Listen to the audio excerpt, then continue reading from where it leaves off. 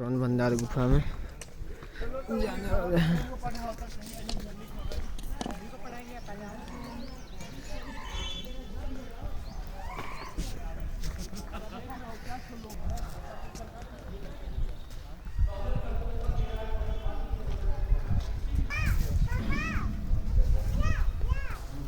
शोभिया दिन से इंदा ये मंत्र लिपि तो देखने से मान टीवी चैनल पर भी प्रचार चला।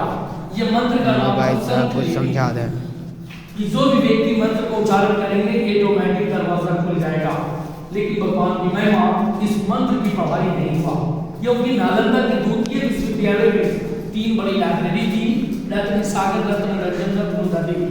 इससे 1199 में जब अल्लादीन बख्तियार खिलजी का आक्रमण हुआ, उसी आक्रमण में सारी लाइब्रेरी में आग का चिंगारी फेंक दिया गया। तो 6 माह तक इसकी पुस्तक चलते रहा। इसी कारण से कुलसिम से वंश का मूलवास में लगाया गया है।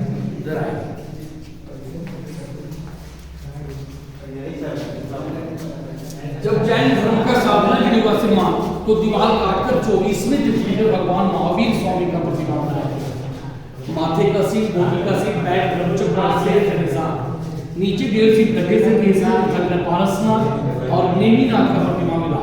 लेकिन दोनों प्रतिमा धातु का था। जब से मूर्ति चोरी होना प्रारंभ हो गया, इसे निकाल कर नालंदा म्यूजियम में रखा गया।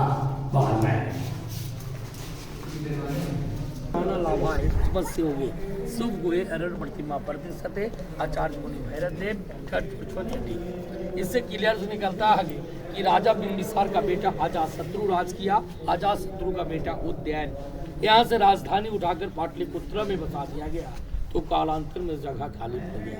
यानी आफ्टर क्राइस्ट 1700 साल पूर्व मुनि भैरव देव साधु ने पहाड़ काटकर 2 गुफाओं का निर्माण किया और दीवार पर तीर्थंकरों का प्रतिमा बनाया। उसी तीर्थंकरों में 23वें तीर्थंकर, इनके माथे पर 7 फल का निशान था, जो अल्लादीन बख्तियार खिलजी ने नष्ट किया। ऊपर भाग छोटे छोटे गड्ढे का निशान, लेफ्ट राइट साइड गड्ढे। ये छज्जेदार मंडप था जो सभा मीटिंग होता था। लेकिन 1934 की बिहार भूकंप में टूट गया, तो भारत सरकार सुरक्षा हेतु ईंट, प्लास्टर, चूना और पेरिस से मरम्मत किया गया। चक्र में 24 तीलियां होते हैं, जैन धर्म चक्र में 32 तीलियां होते हैं। एक नारी का फिगर पूजा की हाथ में थाल लेकर किसी मंदिर की ओर प्रतिदिन पूजा करने के लिए जा रही थी।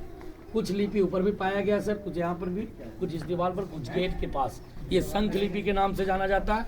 आज तक इसकी पढ़ाई नहीं किया गया। बगल वाले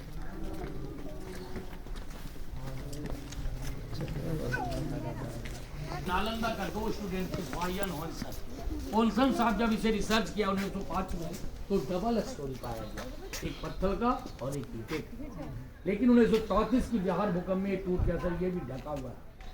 जब इसकी पत्थर बाहर किया गया, तो ऊपर से 1 करोड़ भगवान विष्णु का भी प्रतिमा मिला।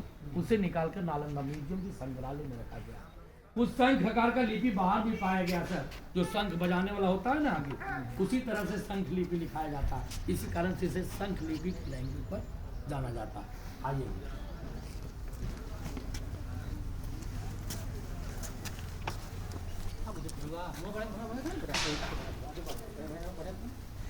जैन तीर्थंकरों का और बौद्धिज्म का।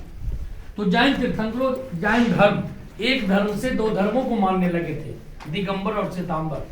जैसे में 23वें तीर्थंकर पारसनाथ, ये भगवान अजितनाथ, ये भगवान बुद्ध का माता का नाम था महामाया।